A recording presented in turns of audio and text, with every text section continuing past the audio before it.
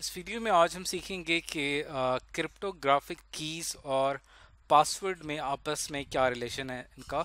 आमतौर पे क्रिप्टोग्राफिक की और पासवर्ड को एक ही चीज़ समझा जाता है, हालांकि ये दोनों बहुत ही डिफरेंट चीज़ें हैं। अब सबसे पहले बात करते हैं पासवर्ड की, जिसके बारे में हम सब जानते हैं। ये इस्तेमाल होता है ऑथेंटिकेशन के लिए, कि कहीं पे भी आप एक्सेस करना चाहते हैं, अपने कंप्यूटर या लैपटॉप को ओपन करना चाहते हैं, तो आपको उस कंप्यूटर या लैपटॉप को ओपन करने के लिए एक पासवर्ड चाहिए होता है, एक टेक्स्ट होता है जो कि सिर्फ आपको पता होता है। जबकि जो क्रिप्टोग्राफिक कीज हैं, इसका मकसद किसी सिस्टम को एक्सेस नहीं करना होता, बल्कि इसका मकसद होता है कि किसी भी मैसेज को, किसी भी इनक्रिप्टेड मैसेज को रीड किया जा सके। जैसे कि यहाँ पे एक इनक्रिप्टेड मैसेज आपको यहाँ पे नज़र आ रहा है। इस इनक्रिप्टेड मैसेज को अब हम एक आम आदमी नहीं रीड कर सकता कि इसका क्या मतलब है, लेकिन इसको रीड करने के लिए हमारे पास क्या होगी, एक की होगी जिसको हम क्रिप्टोग्राफिक की कहते हैं।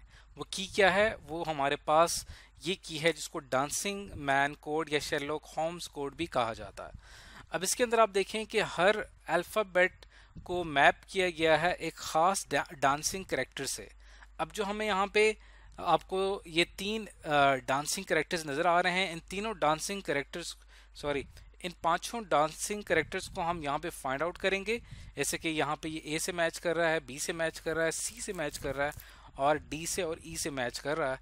इट मीन्स कि फिर हमारा यहाँ पे जो इसका जो क्रिप्टोग्राफिक की है, वो दरअसल हमारे पास ये पूरा डांसिंग मैन कोड जो है, ये हमारे पास क्रिप्टोग्राफिक की है। इसका इस्तेमाल करते हुए हम इसको डीकोड करेंगे और हम इसको समझ सकेंगे। तो इसका रिजल्ट हमारे पास क्या आएगा, तो देखें यहाँ पे हमारे पास ये जो पहला कैरेक्टर है, ये किससे मैप कर रहा है? ये यहाँ पे ए से मैप कर रहा है, अगला कैरेक्टर बी से मैप कर रहा है और ये सी से मैप कर रहा है और ये डी से और ये ई से। तो मैं इसके कॉरेस्पॉन्डिंग जो कैरेक्टर्स बन रहे हैं वो हम यहाँ पे लिख लेते हैं कि ये ए से मैच कर रहा है, ये बी से, ये सी से, ये डी से और ये ई से। इसका मतलब ये हुआ कि हमारा जो ओरिजिनल मैसेज था वो था A B C D E. इसको इनक्रिप्ट करके इस शक्ल में लाया गया था ताकि इसको कोई रीड ना कर सके, लेकिन हमने अपनी की का इस्तेमाल करते हुए वापस इसको डीकोड कर लिया है और अब हम इसको समझ पा रहे हैं। तो यहाँ से बात साबित होती है कि जो हमारे पास की और पासवर्ड जो हैं, ये बिल्कुल सेम नहीं होते। ये इन दोनों में फ़र्क है। अब जो पासवर्ड है उसको इस्तेमाल किया जा सकता है, एक की के तौर पे इस्तेमाल किया जा सकता है, लेकिन लाजमी नहीं है कि हमारे पास जो क्रिप्टोग्राफिक की है वो कोई पासवर्ड हो। तो कोई भी पासवर्ड है जो कि आप अपने लैपटॉप पे इस्तेमाल कर रहे हैं, मोबाइल फ़ोन में इस्तेमाल कर रहे हैं, वो एक की भी हो सकती है, जैसे कि हमने इस एग्जाम्पल में देखा। तो इसके अलावा जो पासवर्ड है वो इस जनरेट किया जाता है, बनाया जाता है ह्यूमन के इस्तेमाल के लिए, इंसानों के इस्तेमाल के लिए, जबकि की जो है वो दरअसल बनाई जाती है सॉफ्टवेयर के लिए और उस सॉफ्टवेयर में इंस्टॉल कर दी जाती है और सॉफ्टवेयर उस की का इस्तेमाल करते हुए आपके टेक्स्ट को जो है वो, आपके इनक्रिप्टेड टेक्स्ट को वो रीड कर सकता है वो सॉफ्टवेयर, और आपके मैसेज को प्रोसेस करता है। और इसके पीछे जो सॉफ्टवेयर है वो इस्तेमाल करता है क्रिप्टोग्राफिक एल्गोरिथम का, इसका ये इस्तेमाल करता है। जैसे यहाँ पे हमने यहाँ पे जो एग्जांपल देखी, यहाँ पे भी क्रिप्टोग्राफिक एक एल्गोरिथम बनाया गया है, इसके ज़रिए हम इस कोड को रीड कर पा रहे हैं। अब यहाँ भी कॉन्सेप्ट आता है कि आप अपने पासवर्ड को महफूज बना सकते हैं कैप्चा के ज़रिए। कैप्चा एक टेक्निक है कि जब कभी भी आप किसी वेबसाइट को विजिट करते हैं तो उस वेबसाइट पे विजिट करने से पहले आपके सामने इस तरह का एक कैप्चा अपेयर होता है। इसमें आपके सामने एक टेक्स्ट लिखा हुआ होता है, इसे कैप्चा कोड कहते हैं और इस कैप्चा कोड को सिर्फ इंसान ही प्रोसेस कर सकते हैं।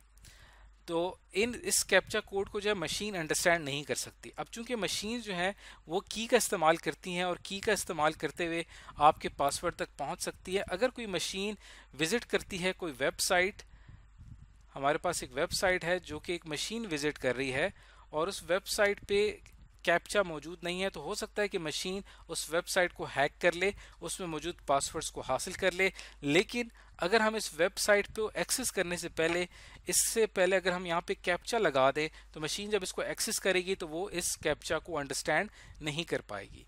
इसको सिर्फ वही अंडरस्टैंड कर पाएगा जो कि इसको समझ सकता हो, और वो एबिलिटी सिर्फ इंसानों में होती है। तो जब कभी आपने देखा होगा, जब आप कोई वेबसाइट विजिट करते हैं तो उससे पहले आपके सामने टेक्स्ट आता है जो इस बात का यकीन दिलाता है कि आप एक इंसान हैं, आप एक मशीन नहीं है। और आप इस टेक्स्ट को देखते हुए यहाँ पे टाइप करते हैं। जैसे यहाँ पे ओवरलुक लिखा हुआ है, आप इसको देखेंगे और यहाँ पे बाकायदा टाइप करेंगे ओवरलुक, और इसी तरह आप इसके साथ ये टाइप करेंगे और फिर इंक्वायरी टाइप करेंगे। तब कंफर्म हो जाएगा कि इस वेबसाइट को एक इंसान इस्तेमाल कर रहा है, मशीन इस्तेमाल नहीं कर रही। तब आपको इजाज़त मिल जाएगी उस वेबसाइट को विजिट करने की।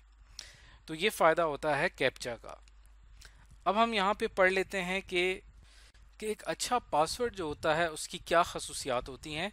एक अच्छा पासवर्ड जो होता है उसकी खसूसियात में ये होता है कि वो उसकी लेंथ जो है वो 8 कैरेक्टर्स होनी चाहिए, और उसके अंदर एक कंप्लीट वर्ड जो है वो ना लिखा हो। फॉर एग्जांपल आपने यहाँ पे लिखा कि फॉर एग्जांपल आप यहाँ पे लिखते हैं पाकिस्तान। अब पाकिस्तान का जो पासवर्ड है ये एक वीक पासवर्ड है। अब ये पूरा एक वर्ड है जो कि एक आम इंसान को समझ आ रहा है। अगर आपके कोई भी हैकर अगर पहले 3 अल्फ़ाबेट हैक कर ले तो उसको समझ आ जाएगी कि बाकी के जो अल्फ़ाबेट्स हैं उनका क्या मतलब होगा, बाकी के जो 5 अल्फ़ाबेट्स हैं वो क्या होगा। अब पाकिस्तान का जो पासवर्ड है इसके अंदर टोटल कैरेक्टर्स तो 8 हैं, यानी हमारी पहला क्राइटेरिया पूरा उतर रहा है, लेकिन इसके अंदर एक मुकम्मल वर्ड बन रहा है। तो हम एक ऐसा पासवर्ड रखेंगे जो कि कंप्लीट वर्ड ना बन रहा हो।